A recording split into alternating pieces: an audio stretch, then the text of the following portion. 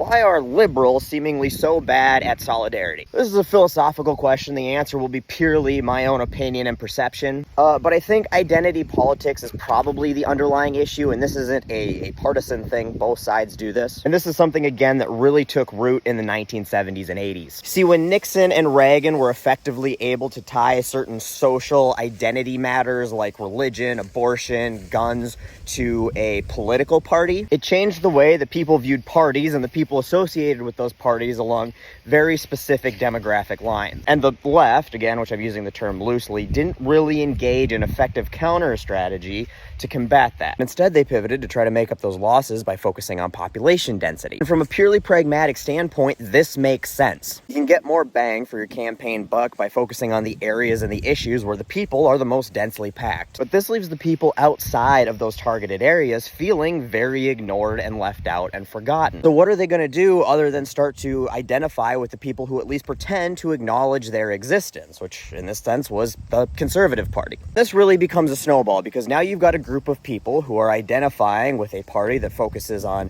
outrage and morality politics rather than issues, and they spend all of their time trying to demonize the enemy being the other half of the American population. Now, because it's a perceived enemy, they start to attack that cohort of people, calling them baby killers, groomers. They commit terror attacks against gay bars and black churches and family planning clinics. They assault or murder people for being gay or trans or jogging while black. Now you've got that cohort feeling very attacked by the other cohort because they're literally being attacked. And then people draw associative generations. It's evolutionary. Like, despite most snakes and spiders not being dangerous, people are still afraid of them because a few are dangerous, and you're going to survive if you avoid a non-dangerous snake, but you may not survive if you fuck around with a dangerous one. So the best evolutionary strategy is just to avoid it all. In the same vein, it gets really easy to just lump in blue-collar progressives and union blue-collar workers in with the people who look like them who are actually dangerous to you, even though a lot of these people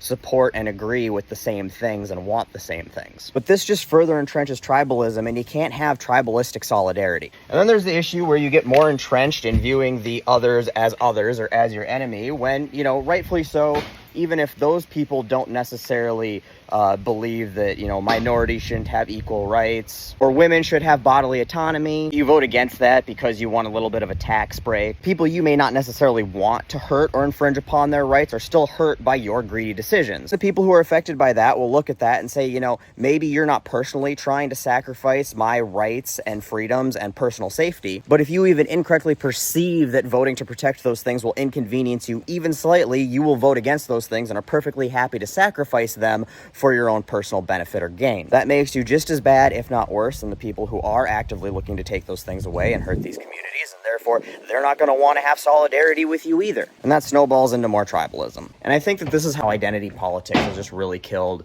that type of solidarity that we used to have. On top of that, I think we also need to consider that the demographics have changed. Cities used to be smaller and more closely tied to blue-collar and agricultural work than they are today. And as we transition from a heavy agriculture and manufacturing economy to more of a service and tech economy, people in urban areas, I think, really kind of lost the ability to empathize with people in blue-collar professions and rural communities. So I don't know, those are just some of my, ideas and theories as to why solidarity is sort of a lost trade among the American left. Unfortunately, I don't really have any great ideas on how to fix that.